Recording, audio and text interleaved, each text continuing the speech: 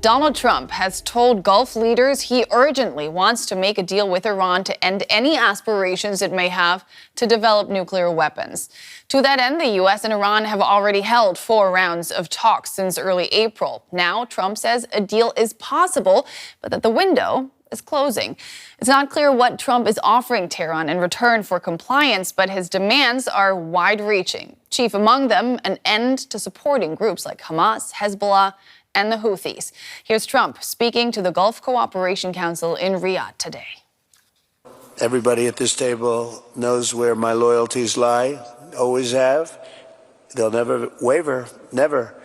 And we'll stand with our friends and partners and we'll confront the aggression that threatens us all. I want to make a deal with Iran. I want to do something if it's possible. But for that to happen, it must stop sponsoring terror, halt its bloody proxy wars, and permanently and verifiably cease its pursuit of nuclear weapons. They cannot have a nuclear weapon. I don't imagine there's anybody at this table or anybody in this room that would say they can. Fawaz Gerges is a professor of Middle Eastern politics and international relations at the London School of Economics. Fawaz, welcome back to the day.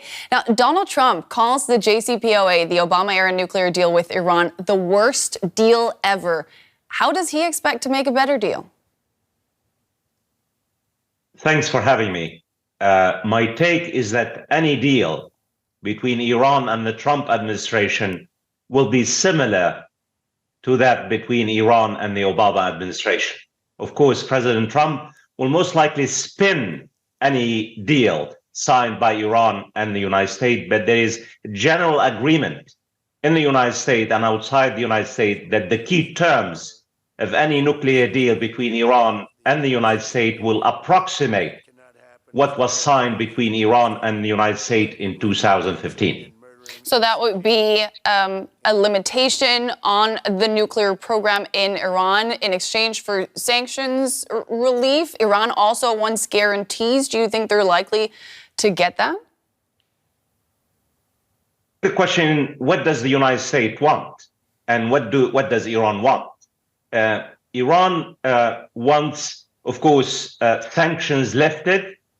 Iran wants to make sure that any deal signed with the Trump administration is adhered to by the United States and the European communities.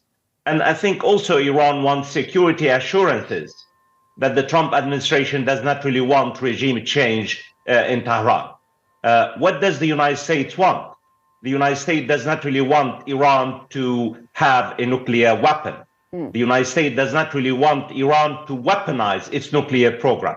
It wants to have limits on nuclear enrichments, down from 60% to 3%. And it also wants an inspection regime, an outside inspection regime, to make sure that Iran respect its obligation under any nuclear deal signed by the United States and Iran. We have heard Donald Trump say that what he really seeks is for the Iran nuclear program to be entirely dismantled, though. And he's hinted at the possibility of forcing that through military means. Is that just saber-rattling then? Well, look, I mean, there are different messages coming out of the Trump administration. Mm-hmm. The hardliners within the Trump administration want to dismantle the entirety of Iran's nuclear program, while Trump and other officials want basically limits on Iran's nuclear program. My take on it is that a military solution is catastrophic. It's a lose-lose scenario. And I also, based on everything we know, that both President Trump and the Iranian Supreme Leader Ali Khamenei do not really want a military confrontation. My take on it is that the chances of a breakthrough between Iran and the United States are 50 plus, as opposed to really 50 minus. Before we look at the regional implications, I'd like to know how much has Iran's nuclear program advanced since Trump withdrew from that Obama-era deal? Because it's at a completely different spot now, isn't it? Absolutely. In fact, Iran has President Trump to thank for making major strides, major progress on its nuclear program. When President Trump basically exited the nuclear deal, the 2000 nuclear deal, Iran was enriching uranium at 3%. Now Iran enriches uranium at least 60%. Iran now is a de facto power. It has the capabilities, it has the material to make more, 6, 7 nuclear weapons if it decides to do so. But of course, the Americans and the Europeans have made it very clear that Iran has not made a decision to weaponize its nuclear program. The Iranian leadership has made it very clear. It does not really want to have a nuclear program. But what the Americans and the Europeans are trying to do is to stop Iran's enriching uranium, because Iran now has enough military capabilities, enrichment capabilities, uranium, to make several nuclear bombs if and when it decides to do so. And apparently in a fairly short period of time. Tell me, how does Israel feel about Donald Trump's eagerness to make a deal with Iran? Terrified.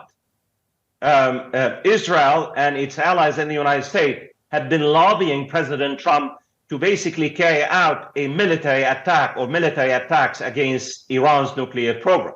Benjamin Netanyahu, the Israeli prime minister, has made it very clear. He wants to finish the mission. He wants to finish the job. And the big prize for Netanyahu is Iran's nuclear program. And when President Trump informed Netanyahu in the White House that he has decided to engage Iran in a diplomatic effort to reach a deal, I think Netanyahu was shocked, and his allies in the United States were shocked.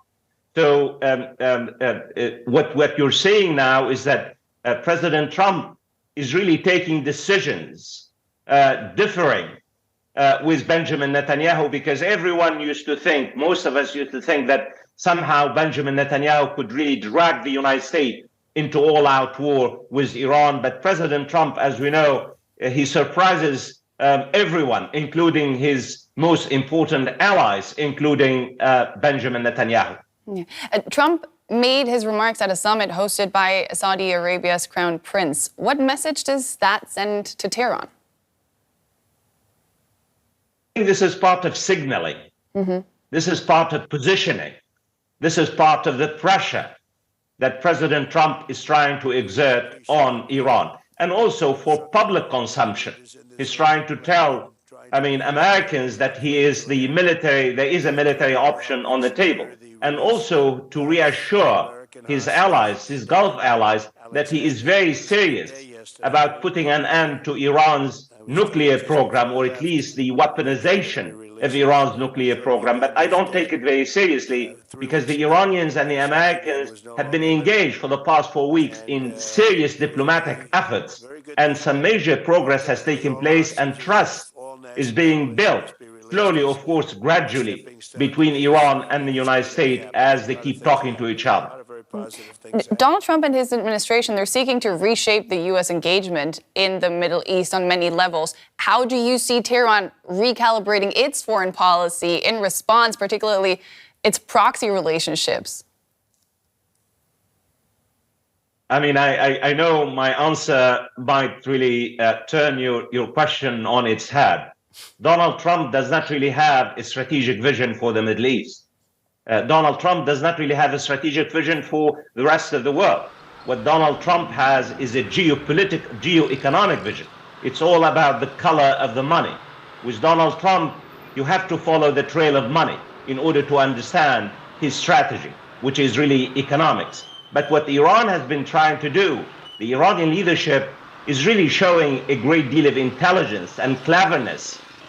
It has been talking to its Arab allies, the Saudis, the Emiratis, the Qataris, trying to reassure its neighbors, who basically were, considered part of the geostrategic rivalries with Iran, trying to reassure them that it does not really want a nuclear bomb, trying to really impress on them to basically put a good word for Iran with President Trump. So Iran has been engaged in serious diplomacy, not vis-a-vis its own regional proxies, but vis-a-vis its traditional enemies, particularly Saudi Arabia and the United Arab Emirates.